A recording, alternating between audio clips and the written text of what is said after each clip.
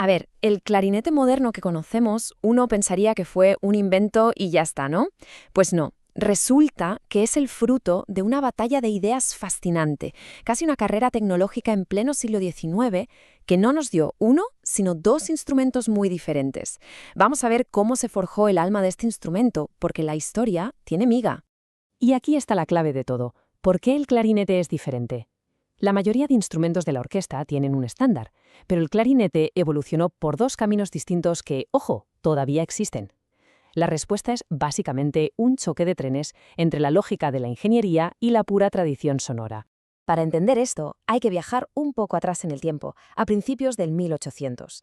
El clarinete de aquella época, sonaba de maravilla, eso por delante, pero para la persona que lo tenía que tocar era una auténtica pesadilla técnica, lleno de limitaciones por todas partes.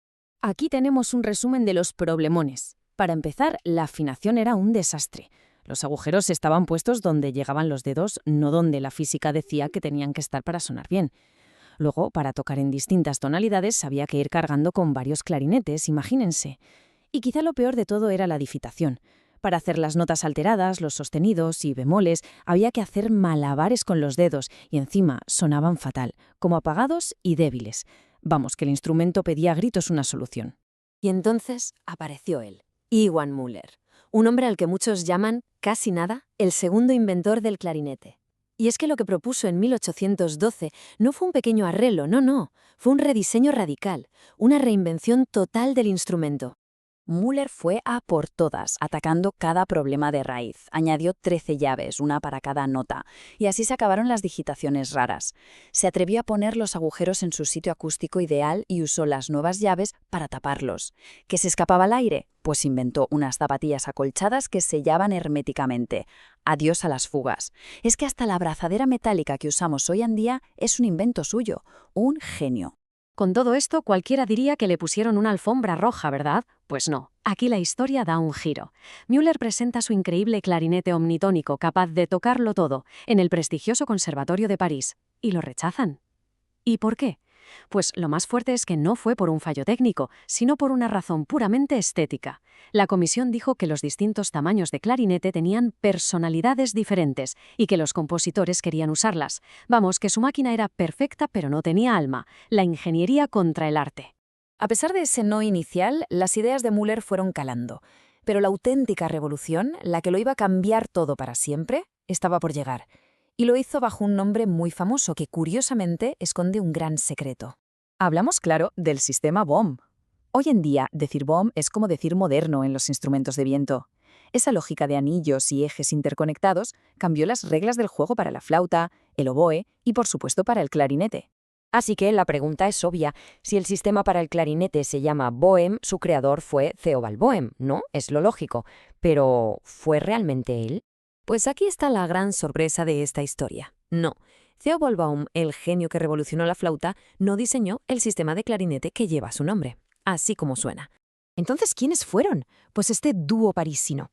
Por un lado, Hyacinthe Closet, el músico, el profesor que sabía lo que necesitaba un intérprete. Y por otro, Louis-Auguste Buffet, el brillante constructor que sabía cómo hacerlo realidad. Lo que hicieron fue adaptar la lógica de Bohm para la flauta al clarinete. Bohm fue la inspiración, sí, pero Closet y Buffet fueron los verdaderos creadores. Y la genialidad del sistema está aquí, en los anillos móviles. El concepto parece simple, pero lo cambió todo. Con un solo dedo, al tapar un agujero, un mecanismo hacía que se tapara otro a la vez, aunque estuviera lejos. Esto permitió crear digitaciones increíblemente lógicas y eficientes, solucionando de un plumazo los problemas de agilidad y afinación que el sistema de Müller todavía arrastraba. Pero la historia no es tan sencilla. Mientras Francia abrazaba esta revolución en el mundo de habla alemana, en Alemania y Austria decidieron que ellos no, que iban a seguir un camino muy, muy diferente. Y aquí vemos las dos filosofías enfrentadas. La francesa era borrón y cuenta nueva, vamos a buscar la máxima eficiencia mecánica. La alemana, en cambio, fue, oye, lo que hizo Müller está muy bien, no lo tiremos, vamos a perfeccionarlo hasta la obsesión. Su objetivo no era la estandarización, era proteger un sonido concreto, un timbre que para ellos era parte de su identidad musical. Y esa tradición alemana tiene un nombre propio, Oskar Oehler. Este hombre cogió el sistema de Müller y lo llevó al límite. Le añadió más llaves, mecanismos ingeniosísimos, no para hacerlo más fácil de tocar, sino para que la afinación fuera perfecta y el sonido homogéneo. El resultado, un instrumento mucho más complejo, sí, pero con una riqueza de sonido absolutamente espectacular. Y así es como llegamos al presente, con esos dos caminos que se separaron hace más de un siglo y que han dado como resultado dos clarinetes modernos, cada uno heredero de su propia historia y de su propia filosofía. En resumen, el resultado es este. El sistema BEM, el francés, se convirtió en el estándar mundial por su flexibilidad y su sonido brillante. En la otra esquina, el sistema Oehler, el alemán, más complejo, que sobrevivió en Alemania y Austria por una razón de peso, su sonido oscuro, denso y compacto, considerado el ideal para el repertorio romántico de la zona. Dos soluciones distintas para un mismo problema. Y con todo esto sobre la mesa, la pregunta final ya no es técnica, sino de oído. La próxima vez que alguien escuche a la Filarmónica de Berlín o a una orquesta francesa, quizá pueda fijarse en el color especial del clarinete, porque ahora sabemos que detrás de ese sonido hay más de un siglo de historia, de innovación y de dos visiones muy distintas de lo que significa la perfección.